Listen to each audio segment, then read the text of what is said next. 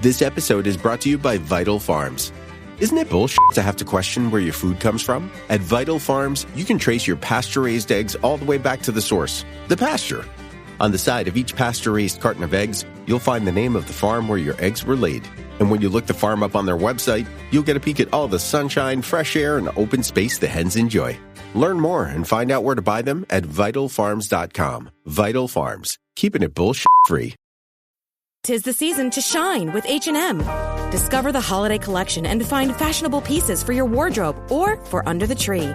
Get inspired and dazzle with this year's glam. From tuxedo styles, bow detailed pieces, impressive prints, and more. From unforgettable looks to unforgettable gifts. With fashion finds to home decor, find it all at H&M. Treat your loved ones and yourself this season. Shop in-store or at hm.com.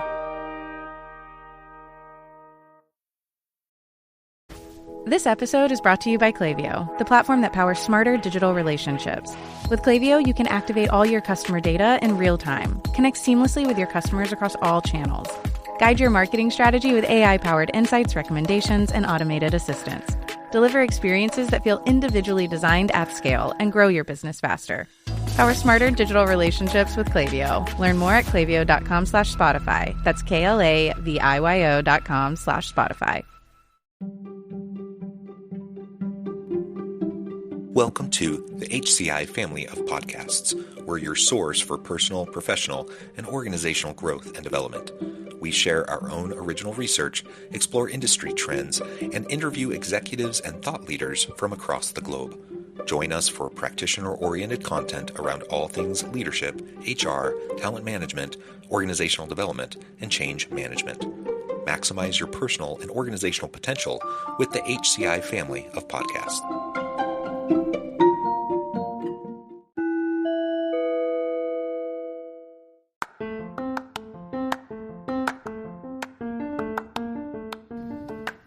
Welcome to the podcast. In this podcast episode, I talk with Alex Atwood about gig work trends and how companies can leverage gig workers while being fair.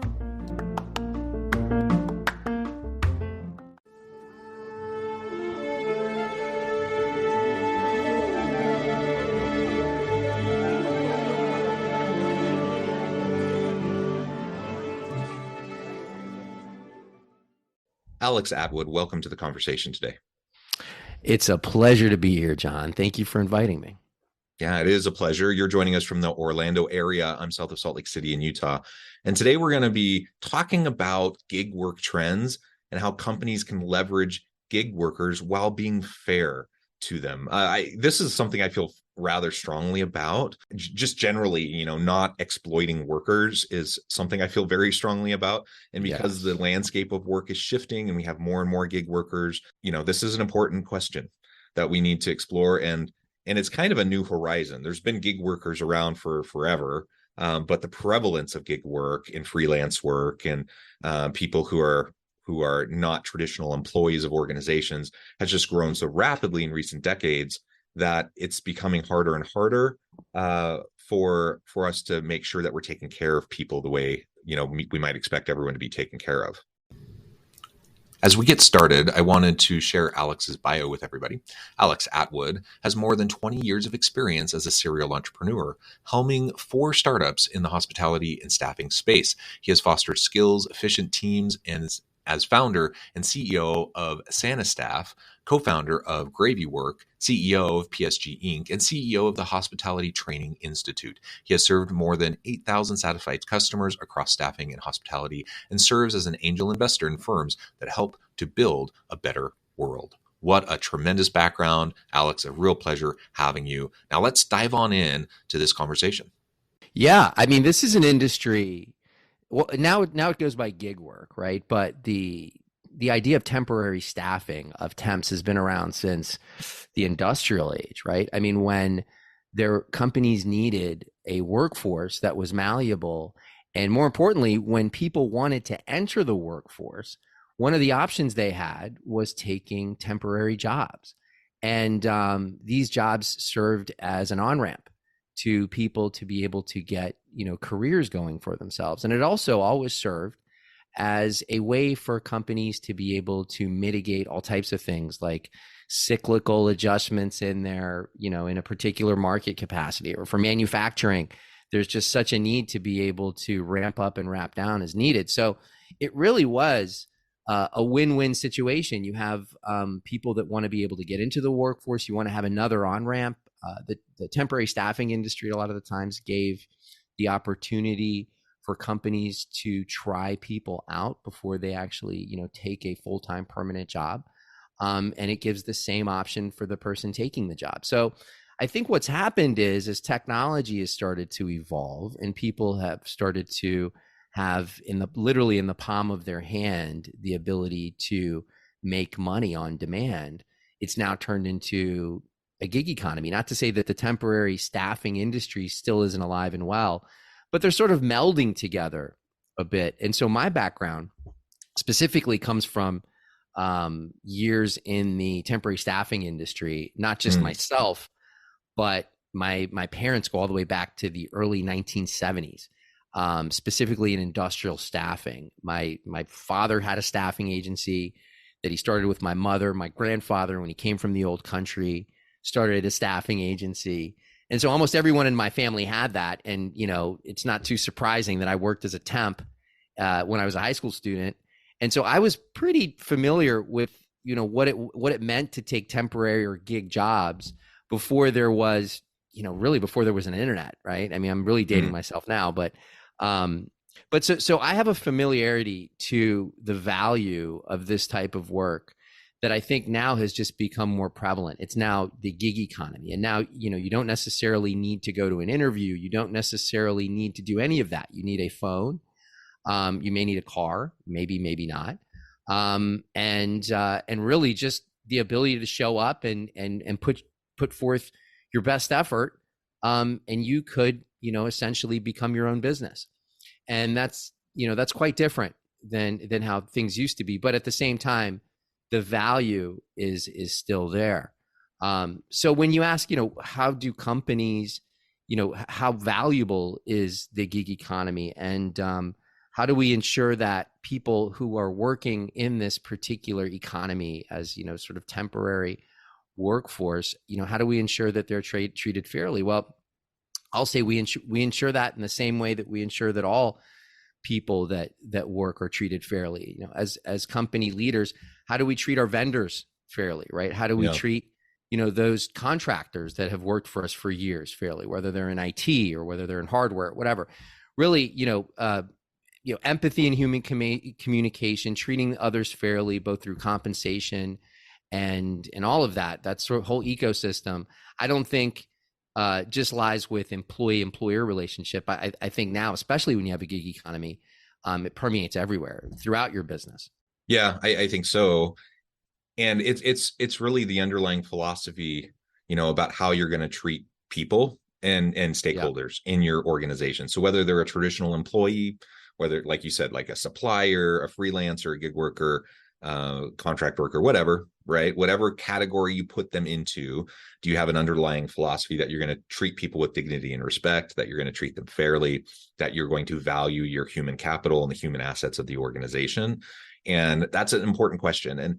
And I think, one of the reasons why organizations have really leaned into gig work, just like workers have, like, millennial and Gen Z individuals are disproportionately, more so than other earlier generations, opting for gig work. They like the flexibility, they like the autonomy and all of that. So certainly from the worker side, there's some pull that direction, but from the employer side, there's definitely pull that direction because they save on benefits costs and some of the other things associated with having people who are traditional employees of the organization.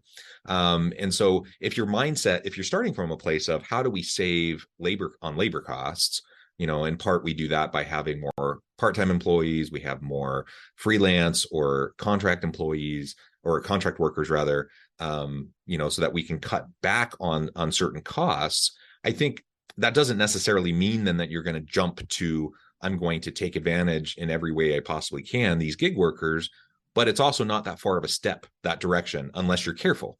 So we have to stay true to like what our core values as an organization are. If we value people, if we value our employees, let's remember that we also need to be valuing our gig workers, our contract workers, our suppliers, everyone who's in the ecosystem of our organization, all the people involved need to be treated fairly.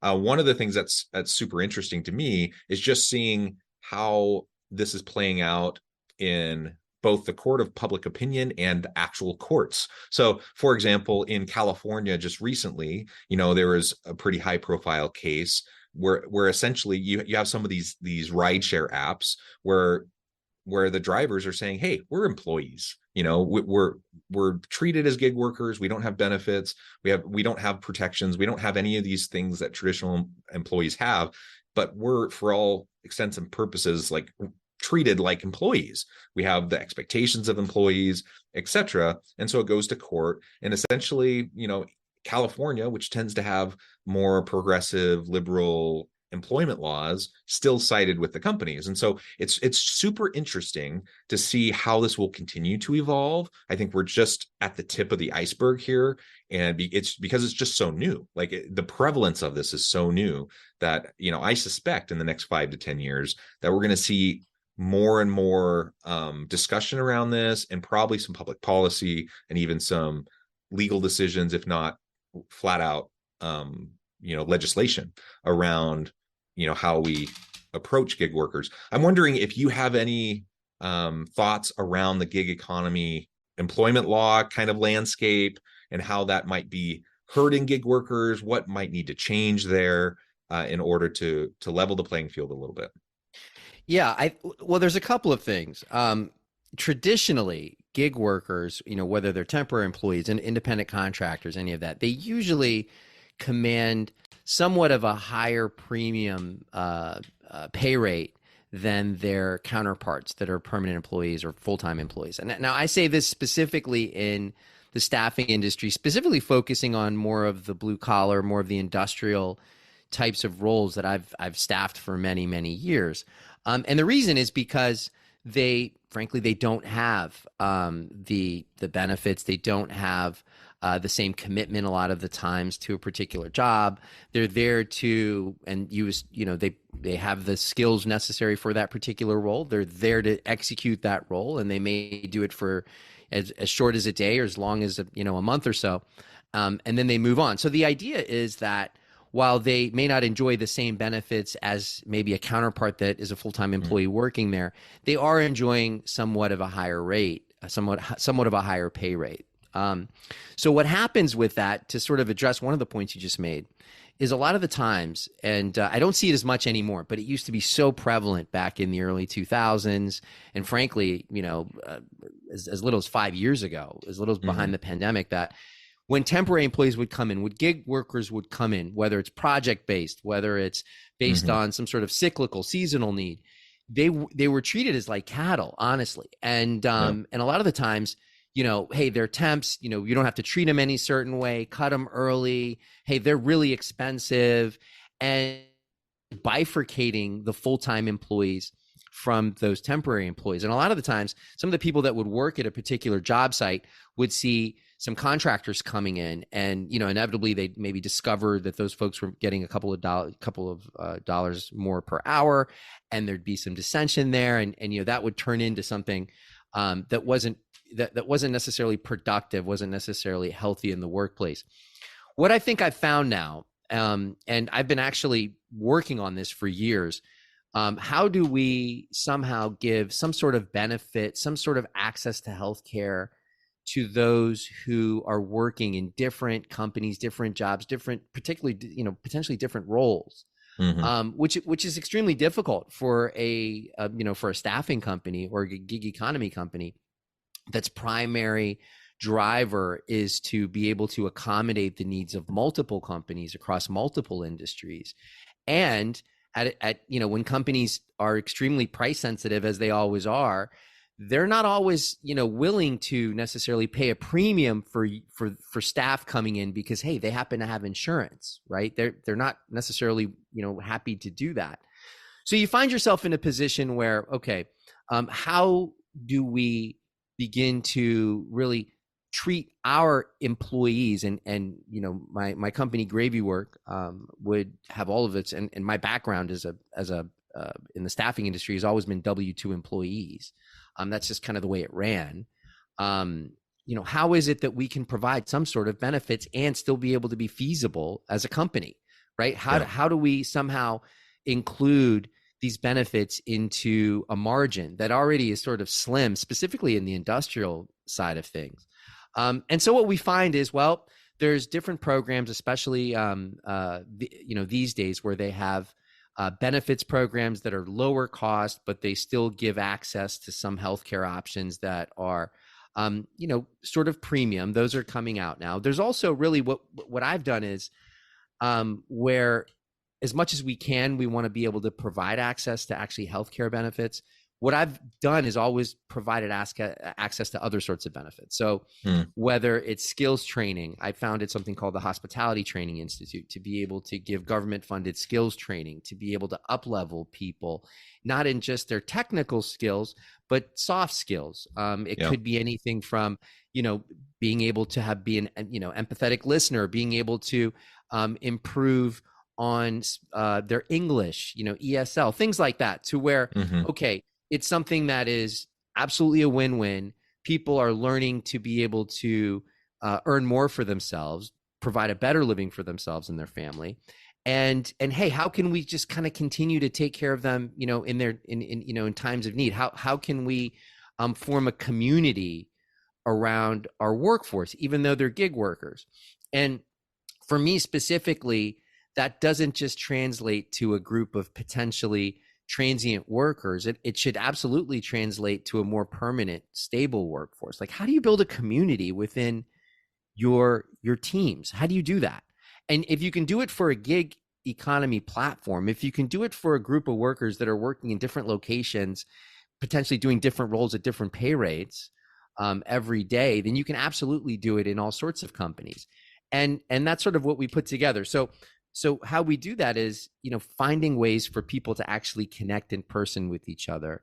And then actually, instead of sort of trying to instill a company philosophy or trying to push out, maybe a new feature on our particular platform, really having a quorum, a forum, really understanding, hey, what's important to you? What's happening in your world? What is it that we can do to somehow support what you're up to? Right. And so that's initially where a lot of the training programs we had put together come from. And that's where I think, and there are different healthcare, companies, especially startups happening now that really want to address this problem. But that's where the creativity comes in. You sort of listen to what's happening in the workforce's lives, what their needs are, and then you start to find solutions to those things. And building community, I think, is really key there. And the good news is, I think leaders and companies in corporate America are starting to wake up to this, specifically after the pandemic, which has decimated the hospitality industry and other industries, which just needed those service level, devoted employees. They just realized that, hey, employees are not just some commodity. These people have needs, and guess what? Profits are healthy when you have people that are healthy and happy to be there. And you retain more people. So it's all of like the basics of running a good company come with devising ways to be able to build community around your workforce, be them gig workers or full-time, quote unquote permanent employees. Although I don't know exactly what a permanent employee, I don't think there's anything permanent necessarily in employment, but yeah. Yeah. Well, and I like how you frame it as your workforce. Because a lot of times we talk about our employees, and then you have these other categories. Oh, the contract workers, the freelance gig worker, people. And you're right. In a lot of organizations, they're treated differently, very differently. And so, let's start to wrap our mind around our workforce. And then that includes everybody. That includes all the different categories. And so, if I'm, running a project and I have some people who are on my staff who are like traditional employees, but I also have some contract people, maybe distributed people from other parts of the world, whatever. If I'm trying, like you said, try to build community, try to make community, a sense of belonging. When you do that, it raises the level of output from everybody. You're going to have better stuff. You're going to have better projects, better solutions. You're going to innovate and create more. Your people are just going to be more motivated. They're going to be more productive. All of the good positive outcomes, that we talk about in treating your employees well for employee engagement and such, it applies to freelance and gig workers and contract workers just the same. And a lot of times it is those contingent workers that feel totally disconnected from the organization. And so then, you're dealing as a manager, as a leader, if you're not fostering that community, you're going to be dealing with trying to, get production out of people that don't feel any real commitment, investment, or loyalty to what you're trying to do. And of course, that's what we want. We want everyone to be committed and loyal. And whether we have designated people, as freelance gig workers, or perhaps that's what they prefer. Maybe they don't want to be a traditional employee. They want to be, work on a project basis. They want to be a gig worker. Fine, but let's still keep that interaction in a similar way, where we just treat everyone in our workforce as part of the team.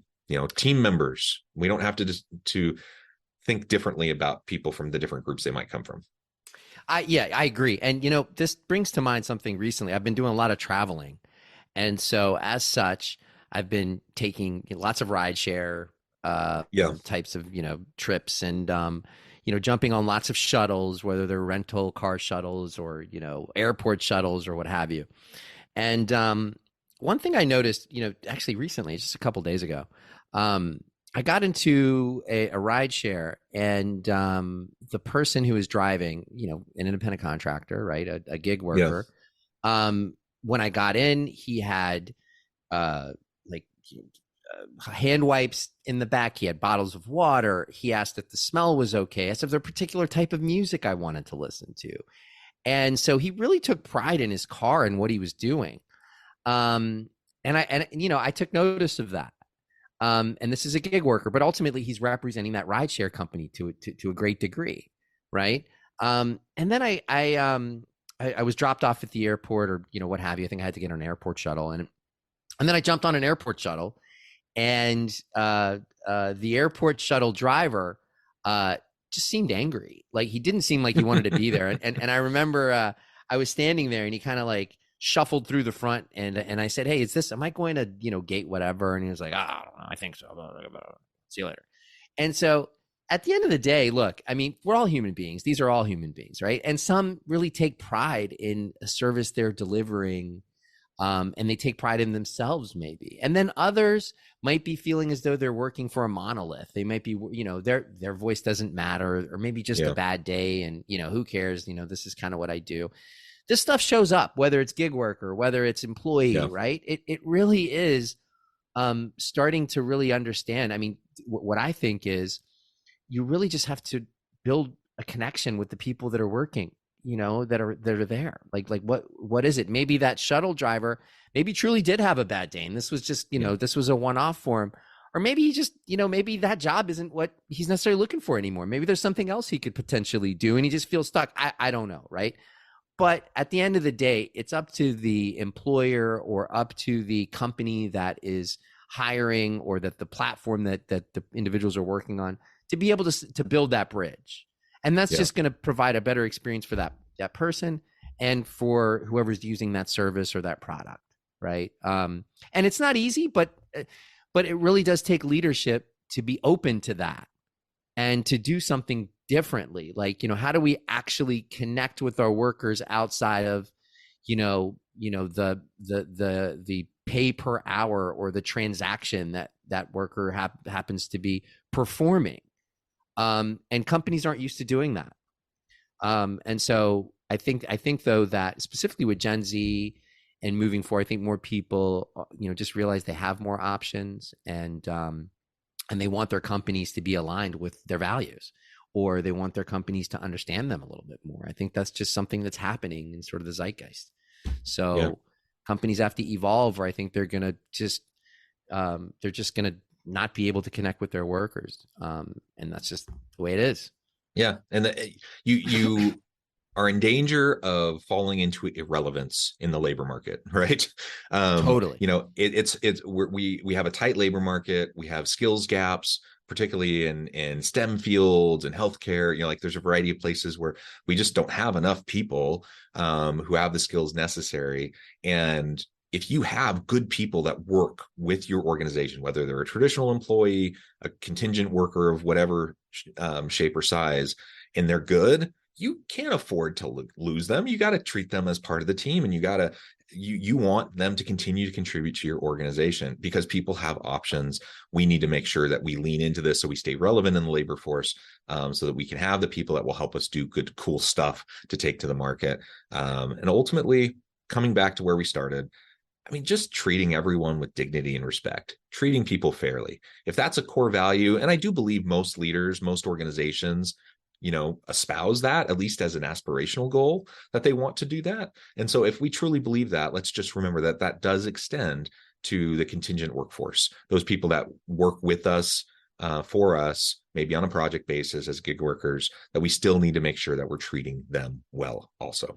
Yeah. Alex, I agree. Yeah, great. It has been a real pleasure. I know the time and I need to let you go. But before we wrap things up for today, I just wanted to give you a chance to share with the audience how they can connect with you, find out more about your work, your team, and then give us the final word on the topic for today. Yeah, absolutely. So to connect with me, you can, well, my name is Alex Atwood. You can search my name. My website's alexatwood.co. So that's ALEXAT1TWOOD.co. And this was an excellent conversation today. I think one thing I'd like to sort of leave with is specifically for leaders, ask your employees or your gig workers, your team members, how they'd like to be supported rather than making assumptions. I think a lot of the times leaders assume what their team members need. And I think that's, you're missing a lot there. It's actually kind of missing the point. Reach out to your team members, understand what's happening, openly discuss, and then that will then shed light on how you can better support your teams, because ultimately that's the key. Learn how to listen and have voices be heard. Love it. Alex, thank you so much. It's been a pleasure. I encourage the audience to reach out, get connected, find out more about what Alex can do for you. And as always, I hope everyone can stay healthy and safe, that you can find meaning and purpose at work each and every day. And I hope you all have a great week.